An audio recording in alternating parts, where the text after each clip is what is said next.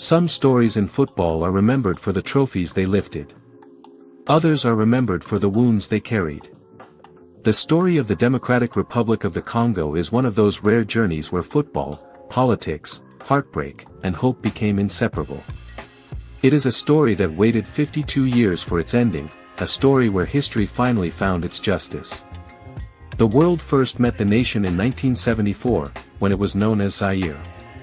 Fresh from winning the Africa Cup of Nations, they became the first sub-Saharan African country to qualify for the FIFA World Cup. For Africa, this was more than a qualification. It was a declaration that the continent belonged on football's biggest stage. Millions watched with pride as Zaire carried not only their own flag but the dreams of an entire continent that had waited decades for this moment. Back home, however, football had become more than a sport. Under the rule of dictator Mobutu Sese Seko, the national team was turned into a political symbol. Their success was presented as the success of his regime. After qualifying for the World Cup, every player was rewarded with a house and a car, and to the outside world everything appeared perfect. But behind those celebrations lay a painful reality. The players were promised bonuses and rewards for reaching the World Cup, yet as the tournament approached those promises quietly disappeared. The men who had carried a nation's hopes onto the world stage realized they had been betrayed. Their opening match ended in a 2-0 defeat to Scotland, but the real blow came after the final whistle. According to several members of the squad, they were informed that the bonuses they had been promised would not be paid. Anger spread through the dressing room. The players even discussed refusing to play the next match, believing it was the only way to protest. Before they could make that decision, members of Mobutu's presidential guard reportedly arrived at the team hotel with a chilling warning. The players later recalled fearing not only for themselves but also for their families back home.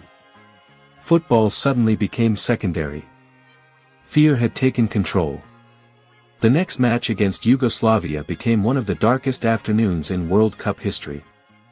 A mentally broken Zaire side suffered a 9-0 defeat, one of the heaviest losses the tournament has ever seen. For decades the world remembered only the scoreline. It mocked the result and questioned the quality of African football. Very few stopped to ask what had happened behind the scenes. What looked like a football collapse was, according to the players' own accounts, a team crushed by political pressure, broken promises, and fear long before the referee blew the opening whistle. The suffering did not end there. Before facing defending champions Brazil, the players later revealed they were warned not to lose by 4 goals or more. Carrying unimaginable pressure, they somehow found the strength to fight. Brazil eventually won 3-0, but Zaire had avoided the scoreline they feared most. During that match came one of football's most misunderstood moments. Defender Mwipu Ilunga sprinted from the defensive wall and kicked the ball away before Brazil could take a free kick. For years, the world laughed, believing he did not understand the laws of the game. Decades later, Ilunga revealed the truth. He knew the rules perfectly. It was a desperate act of protest, an attempt to waste time, disrupt the game, and express the frustration that words could never describe. When the team returned home, there were no heroes' welcomes. The men who had carried Africa's dreams were greeted with criticism, intimidation, and disappointment.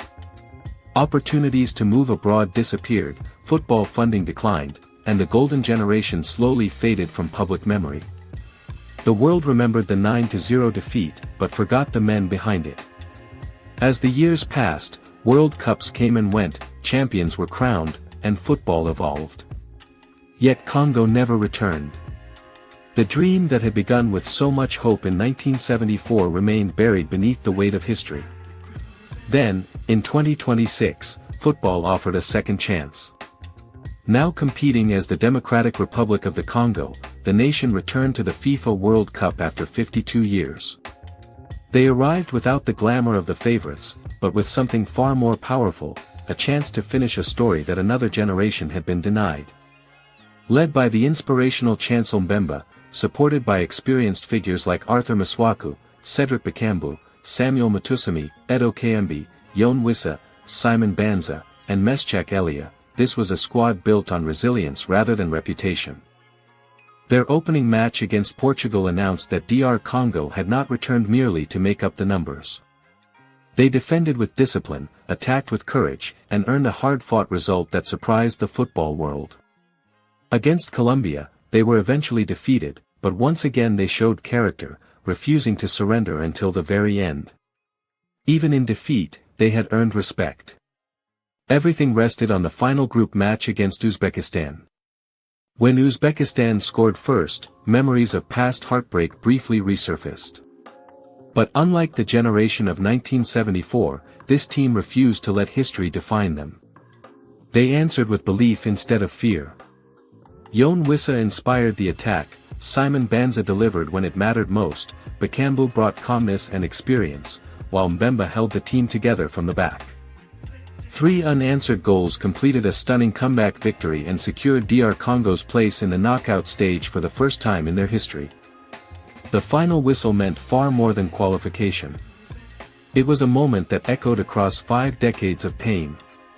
It belonged to the players on the pitch, but it also belonged to Mwepu Alunga, Raoul Kidumu, and every forgotten member of the 1974 squad whose dream had been shattered by forces beyond football.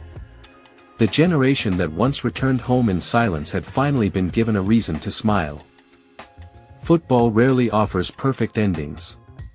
Sometimes it leaves wounds that never truly heal.